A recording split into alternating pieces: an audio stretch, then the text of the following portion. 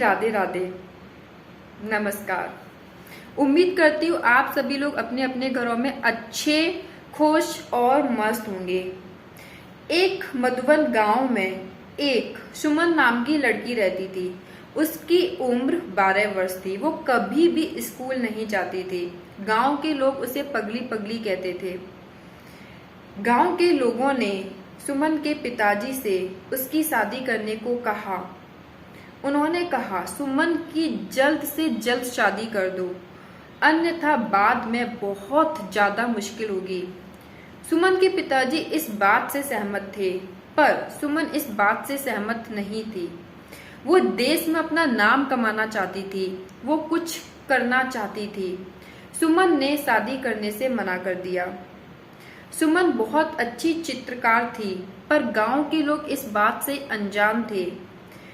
पर सुमन का चित्रकारी करना उसके पिताजी को भाता नहीं था।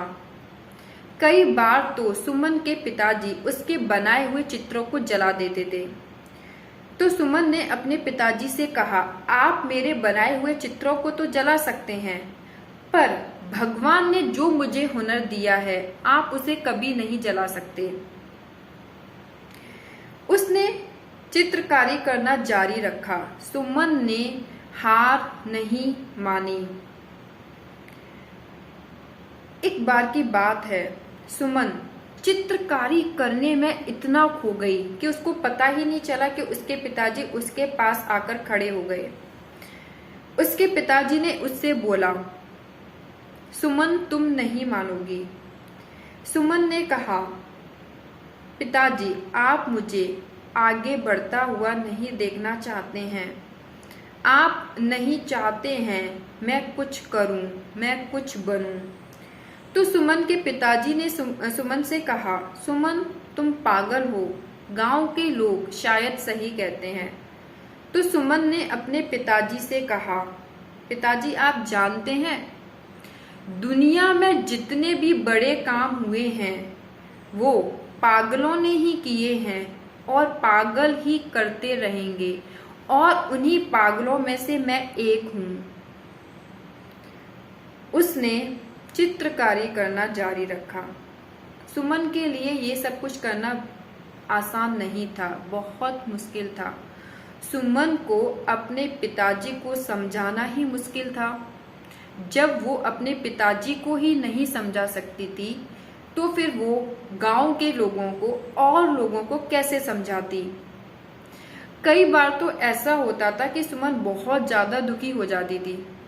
उसका मन करता था कि वो गांव छोड़कर चली जाए, पर वो इस डर की वजह से गांव छोड़कर नहीं गई कि अगर कहीं मैं चली गई तो मेरे पिताजी से लोग ये न कहें कि सुमन भाग गई, तुम्हारी लड़की भाग गई। गांव के लोग बस कहने का मौका ढूंढते हैं। उसने हार नहीं मानी। अब उसे गांव में रहकर ही अपना सपना पूरा करना था। एक बार की बात है, सुमन के मन में विचार आया, क्यों ना मैं प्रदर्शनी लगाऊं। पर इसके लिए उसको किसी की मदद की जरूरत थी।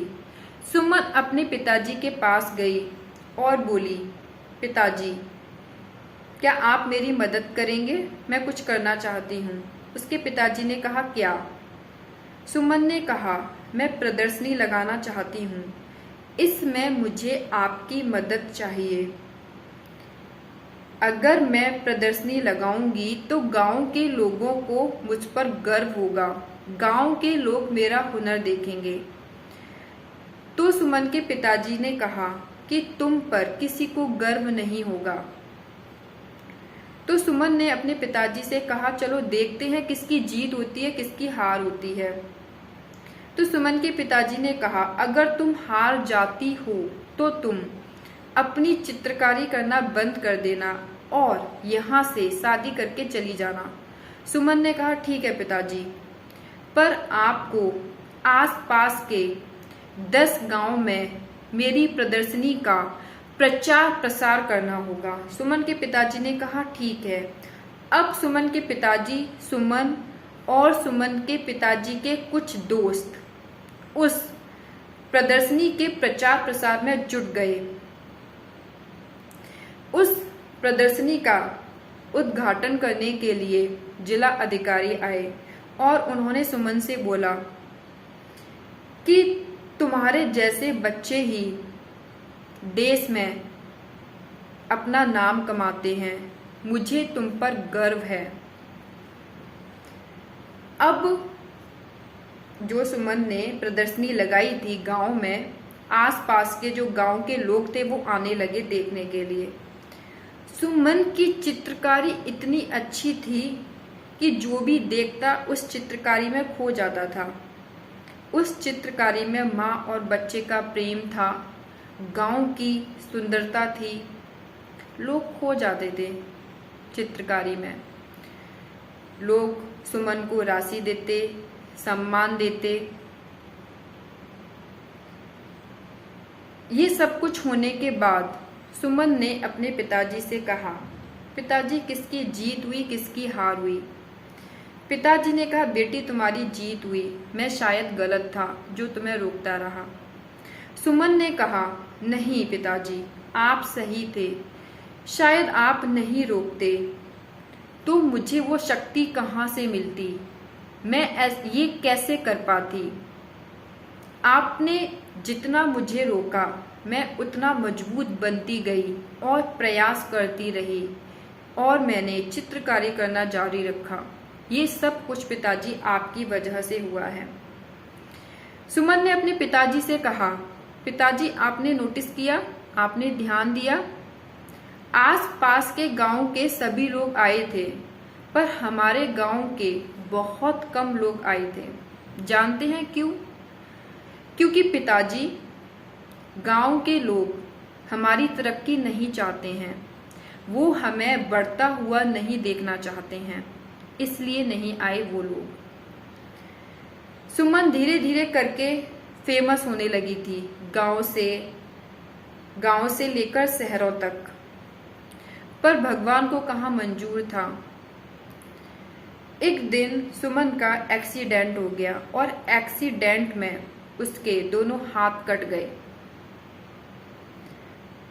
सुमन घर में अकेली बैठी रहती थी, रोती रहती थी, सोचती रहती थी, पर उसके अंदर चिंगारी लगी हुई थी जिसने आग का काम किया। सुमन के पिताजी अपनी बेटी को देखकर बहुत दुखी होते थे, इस वजह से वो उसके सामने बहुत कम जाते थे। सुमन ने हार नहीं मानी।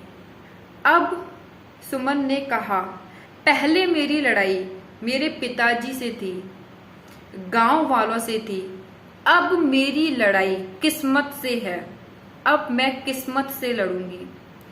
सुमन ने अब पैरों से पेंटिंग करना, चित्रकारी करना शुरू कर दिया।